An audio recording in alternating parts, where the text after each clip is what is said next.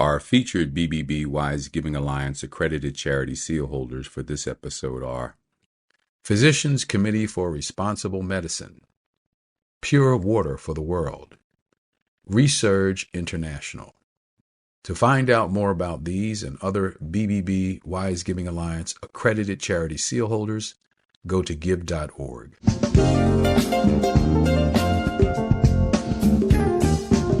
You're listening to the Heart of Giving podcast with Art Taylor, powered by bbbgive.org. Here we explore the motivations that form the basis of giving and service. We inspire generosity and celebrate the transformative effects that giving and service have on the human spirit and on community. The conversations featured on the podcast also uncover giving strategies that educate and provide tools to help listeners make impactful gifts of both their time and money. We hope you enjoy this episode. This is the Heart of Giving podcast, powered by bbbgive.org. Give.org is the nation's standards-based charity evaluator. It's also your one-stop source for information on giving and reports on the most asked about charities. I'm Art Taylor. Today we're speaking with Sue Parks. Sue is the president and CEO of the Orange County United Way. The Orange County United Way focuses on 3 key initiatives and a vital support service. Their 3 services are United for Student Success, United for Financial Security, and United to End Homelessness. They also have the 211 Orange County number, which connects members of the community to critical resources at a time of need. The organization is also celebrating its 100-year anniversary through their Journey 100 campaign, which encourages the community to get involved in celebrating 100 years of impact. Now, prior to joining the United Way, Sue was involved in a number of different corporate activities. She was the executive vice president at Kinko's. She was the senior vice president at Gateway, and she was also a vice president at US West. Also, for 19 years, was the CEO and founder of I Count Wellness, which is a leading corporate wellness solution. And it worked to customize tools and offerings for organizations that needed greater focus on employee engagement. You can learn more about that at icountwellness.com. Sue, welcome to the Heart of Giving podcast. Thank you, Art. It's a pleasure to be here. So, Sue, wow, where do we begin?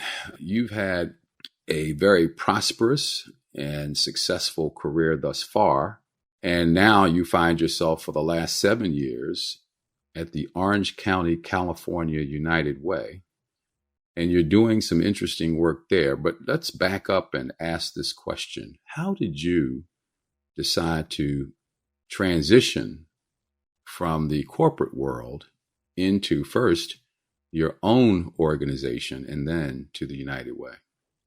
Well, Art, when you're going through all those companies, I was thinking, I've been around for a long time. But it's been great. And you learn something in every different part of your life journey. And I'm delighted to be at this phase of my career at United Way here in Orange County. How I got involved here, I started probably like many people who gave to the United Way. I started in a corporate life. I think US West maybe was my first time giving to the United Way. And I really didn't know that much about the organization at that moment, but I love the fact that they were very accountable and that they knew what was most needed in the local community. And that wasn't locally in Orange County. I was actually in my corporate life based out of Denver, although we personally lived in Orange County. So what happened was in one of my corporate world scenarios, there had been a little article about me in the paper, and somebody from Orange County United Way called me because I lived here and said, hey, we're thinking about starting a women's giving circle. Would you have any interest? And I'm like, I don't really know anybody except my family, my United Airlines, and my dry cleaner. And that's really my network here, just because I commuted so much for work. But they it was compelling. And I thought about how interesting it would to have more women being part of the philanthropic world. And a lot of times women at that time, this goes back probably Art 2001, that in many cases, women weren't the ones asked to make more major type of gift. And so I said yes. And there were 9 of us that got together and we started reaching out to more and more women who were business owners or corporate executives I'd love to get involved. And so within a couple of years, we had over 100 women who wanted to really get active in the community, learn more about the needs and see how they could make a difference. And I'm delighted to say that 2 weeks ago, we celebrated our 21st annual breakfast in the community and with a packed ballroom of 700 people. So that work still goes strong. So it's been a wonderful journey. I've met close friends, but I think what we all have in common is that we care about the community and we want to do what we can to help. Well, you mentioned compelling, if you don't mind me asking, and I'm asking this because apparently more people need to be compelled to give because we're suffering with a decline in the number of families giving. But what do you feel that was compelling back then to get people engaged that we might be maybe missing this at this point in our evolution as a country? Yeah, it was a really great question, Art. I don't know if I'll be able to answer broadly for the country and everything, but I can speak here. I think what really was compelling for folks is how we work at Orange County United Way. And I should have added that at the end of the day, as I had my own business and decided to make that transition, the CEO role here was open. And I've been such an active volunteer part of this community. And so I had the opportunity to interview and I just love what I do. I wake up every morning with passion about what we can do to do more to help people in Orange County. And many people might think of Orange County being very fluent, and it's certainly there is that part, but 1/3 of the people in Orange County are living in poverty. So it's a very much this kind of 2 sides. We often talk about the tales of 2 counties here. Yeah. But I think what was compelling is that there were a lot of women at the time when this all started, the Women's Giving Circle, that I referenced how I got involved, is that we said, let's learn what you are all passionate about. What are we all passionate about? Let's interview the community and find out what is going on and working on it. And let's develop a plan together. And I think the idea that it wasn't just, here's what we do, need to do what we do or whatever, but we want to hear from you. We want to hear from the community. We want this to be a collaborative effort. And I think that spirit still continues. We're working on our next strategic plan. As you cited, we're wrapping up 100 years. We've been working on a strategic plan called Phase 2024 that will sunset at the end of this year. So we're working on the next one. And we're doing a lot of community interviews, stakeholder listening sessions. We're trying to find out the needs in the community, what people are focused on in the future, what are the most vulnerable areas, and collaboratively develop the right programs as we move forward. And so I think that really inspired a lot of people to want to get involved and be part of this transformational work. The other thing I think, Art, as we've gotten better and better over the years is, and I'll liken it, and I have a business background, obviously, is that we know that accountability matters. We know transparency matters. We know having outcomes that you can measure matters. And so we are very much, here's our very tangible goals. Here's how we're progressing to our goals, very much like you would expect from a business. So I think also people know that their investment in the work, if they are a donor here, they know what that money is doing. They know how it's helping transform the community. They know how it's helping people's lives because we're very, very intentional in how we communicate. And I think that also helps people feel good about the investment they make to Orange County United Way. You know, I have had a chance to interview Angela Williams, who's a good friend and now the CEO of United Way Worldwide. And we had a chance to talk about some of the shifts that are going on in the environment in philanthropy and also within the United Way. And I'm just curious from your perspective, now that you've been there, I guess roughly 7 years and a bit more, what are you seeing that's different today about United Way in Orange County compared to perhaps when you began volunteering many years ago when you were in a corporate sector? So we have evolved, and every United Way is a separate 501c3. So again, I can only speak for here in Orange County, but Sure. I think a really pivotal time for us was in that prior to, I would say, 2014, we had just done a lot of grants out into the community, and for lack of a better word, I'd say hope good things happen. And we realized, once again, I'll go back to say being more intentional. In 11 and 12, and I was on the board at that time, so I was involved in that process. We worked on a strategic plan that I mentioned. And in that, we set up very, very measurable goals. And so, for example, in our student success work, we made a goal, a 10-year goal, to cut high school graduation rates in half. And we measured every year. We do a scorecard event every year so people could hear our progress. That's just one of the goals. So we have different goals for our different areas, but I'll use that as my example. And we as a community cut the high school dropout rate in half in 5 years versus 10. Wow. And I think that as a community you can celebrate, because sometimes you don't know, you hear always so much about the things that aren't going right? But it gets people inspired to do more. People like to be part of a winning team, right? People that are making a difference. And this community came together, and I think that's demonstrated in that particular goal. We had a goal to cut family financial instability by 25% in Orange County. And to do that, and there wasn't really a great way to measure it, so we try to start everything we do with research and good sound information. And in that, we had some outside consultants create a family financial stability index. And so we had something to measure too. So again, I think as we've gotten more accountable, more intentional in terms of what we're asking the community to come together to do, and we're seeing results, more and more community members want to be part of that. Yeah. So that has been a big shift in terms of how we invest money and how we are focused on ensuring that we're delivering that outcome we want for the community. But I'd say the biggest change might have happened right after I started here.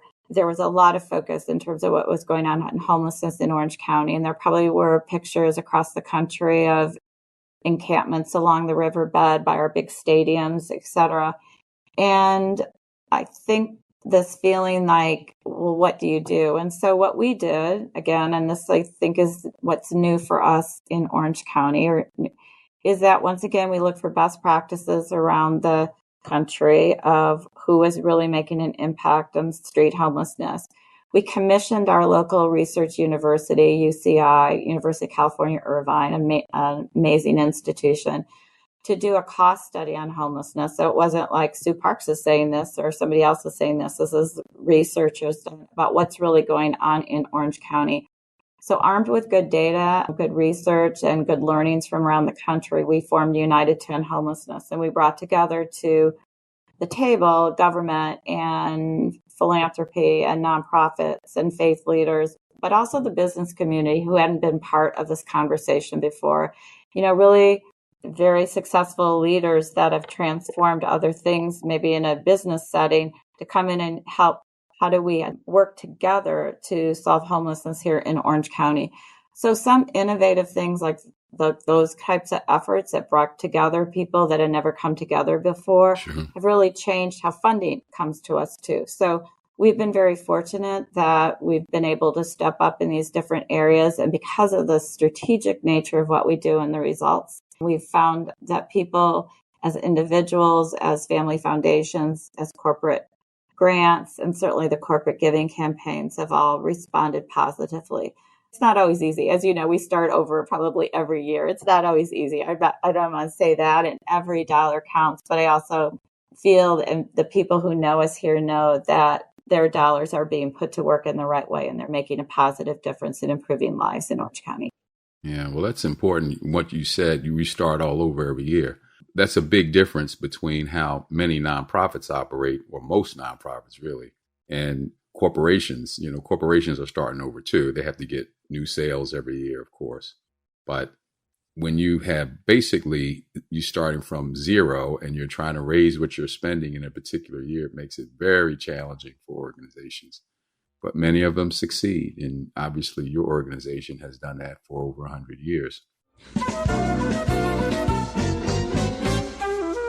And now it's time for our Giving Tips segment with Bennett Weiner, one of the world's most renowned experts on charity accountability and the COO of the BBB Wise Giving Alliance.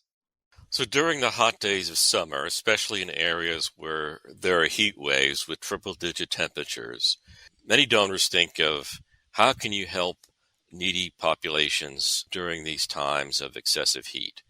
And there are several ideas that I'd like to share about that. One is, of course, homeless shelters are an important time for contributions, not just during the winter, but during the summer as well. So please consider assisting those facilities if you can. The other, I would say, is food banks that may provide important additional assistance during this time of excessive heat that are helping families in need. And then thirdly, I would say organizations that are focusing on assisting the needs of older Americans, whether it's providing cooling places for seniors or a similar type of activities that will help individuals during these hot times. As with everything I would say in terms of charities, one thing you should also do is check with your state government regulator, which is generally a part of the Attorney General's office or the Secretary of State's office, to see if a charity is registered to solicit contributions in your state. About 40 of the 50 states require that. And secondly, of course, is see if the Better Business Bureau has a report indicating whether that charity meets the BBB charity standards, and you can visit give.org to verify that.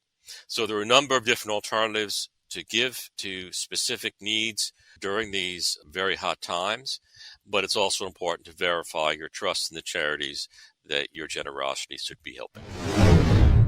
I wanted to just also lift up something you said about the United Way. It seems that you're more of a catalyst now in Orange County to address certain prescient issues. In one case, homelessness, student success, you mentioned. These are areas that are really difficult in many communities around the country. And what you seem to be doing now that may be different than when I interacted with the United Way, I would say 100 years ago when I started my career. I was right with you, Art. Someone would come to our desk and basically ask us if we would sign up to support the United Way through a payroll deduction. And we would agree, and we would compete with other departments within our organizations, and we'd be proud about what we were collectively able to do to support the United Way. And as a result, monies were passed through to many nonprofit organizations that needed that support. So what you're basically doing now, in addition to probably that work, you're also doing some programming in collaboration with many in the community, not just nonprofits, but companies and other types of institutions as well, to solve problems that the community has deemed via data and eyeballing what's happening in a community to try to address that more holistically. Is that fair to say? It's very fair to say. And yes, I started in that employee giving, and we have many, many companies that still do that. And it's just wonderful. And they make the annual campaigns, so much fun and engaging for their team members. In many cases, it's the first chance for somebody to really feel good about giving back, and that $5 a paycheck, whatever it is, all matters.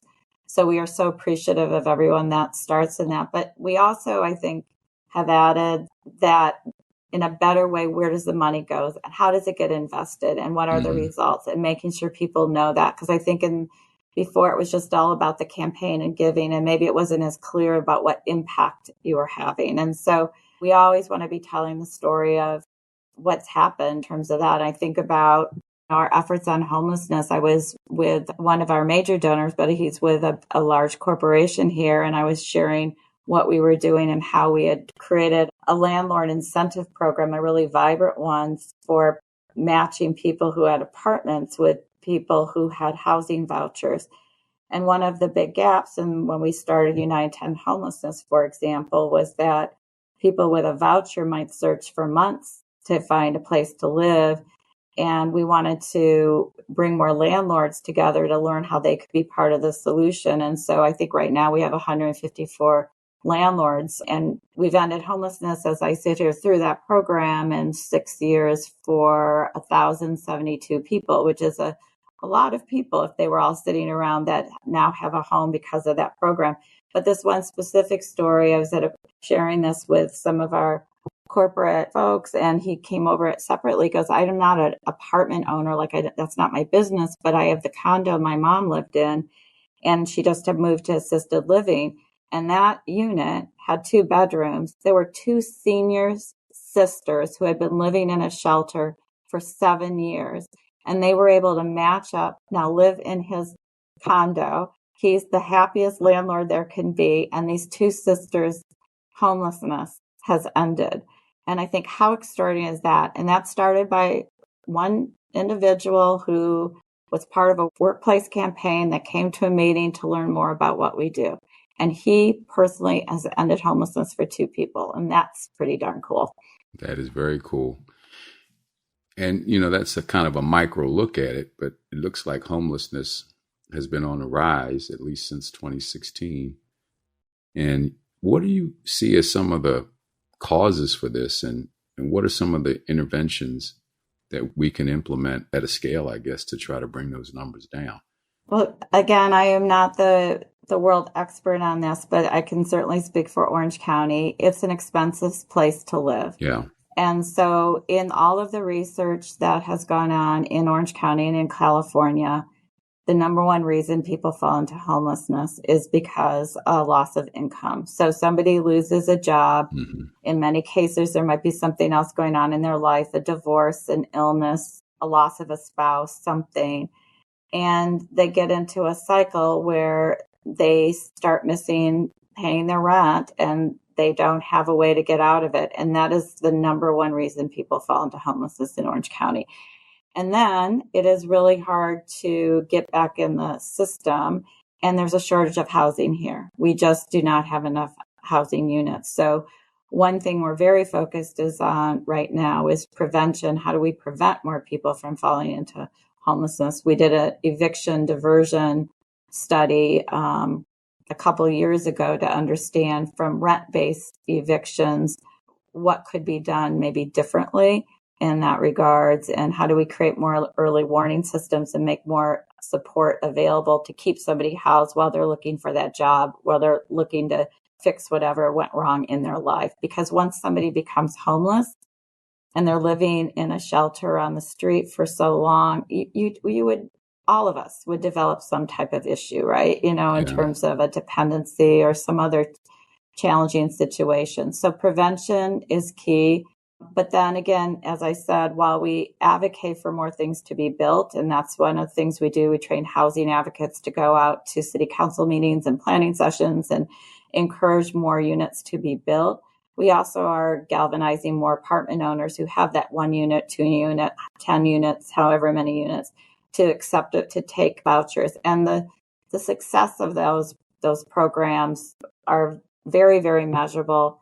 And it's something that all of us can do. All of us could play a role in this. All of us could become a housing advocate, encourage more things to be built, be open-minded when new things are coming to our local community. And if we have the ability to, if we have any rental properties, to open one up for a family who could use the help, that makes a difference. Yeah. So anyway, it's many things. It's a complex issue, and there's lots of different needs. The fastest growing population of homeless are our seniors, which it's heartbreaking in that regard, but we have to do more, and we can, and we will. And here in Orange County, we can do something about this. And I think we have a committed community to come together to make a difference. Well, the sense is that the resources are there if you can galvanize the people to do it. And you look like you're working on that. Another thing you really hit on was education and dropout rates. What have you been able to do that made that such a compelling success story? Well, we're one piece of it, but I do think that it's been another collaborative effort. We work really closely with the Department of Education on their career pathways. And one of the things we want to do is introduce, especially in the Title I schools, so those schools where 40% or more of the students qualify for free and reduced lunch, that they know these amazing careers that exist out there. And many of our first generation students don't know that down the road there's Google and there's Edwards Life Sciences and there's these amazing companies doing amazing things.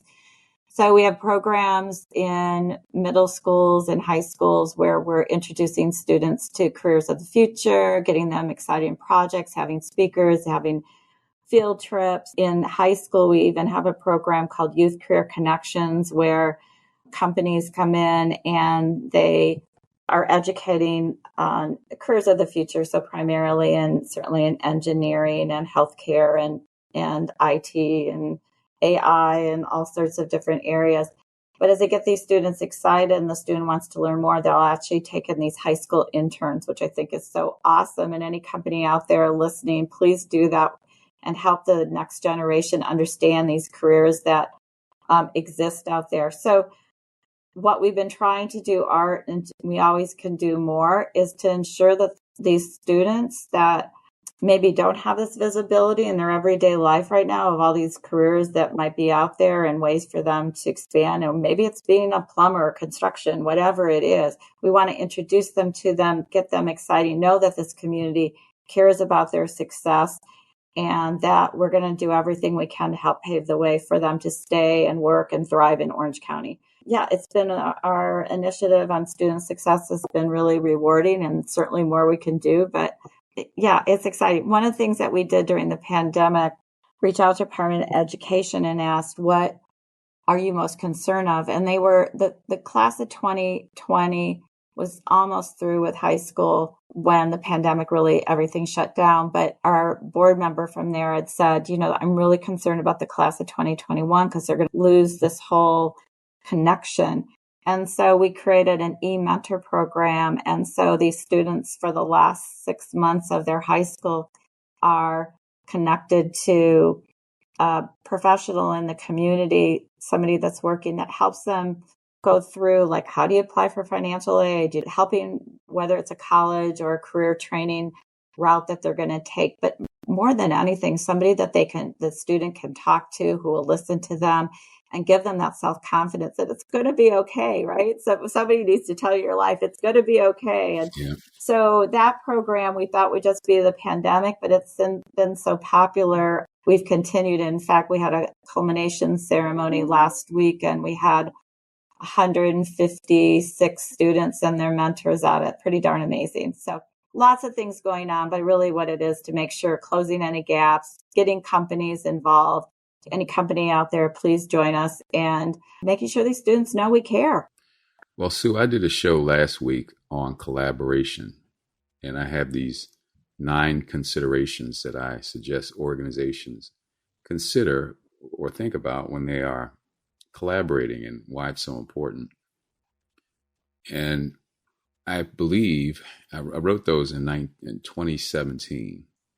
And so I thought, here's a time to just kind of update those and take a look at whether they're still relevant or not.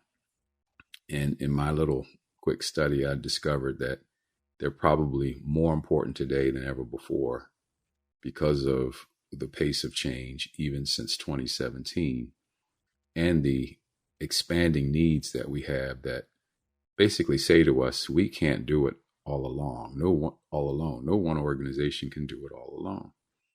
And United Way is, it seems to me, a hub of collaboration. How do you imbue in your team, in your volunteers, the importance of working together to accomplish broad goals? Wow, I'm going to have to read what you wrote back then. It sounds like you are spot on because collaboration is so important.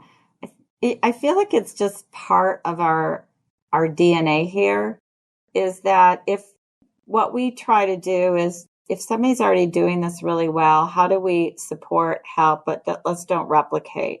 But if there's opportunities that we can come in and close a gap and create something that there's a gap exists, then that would be some programmatic work that we can lead.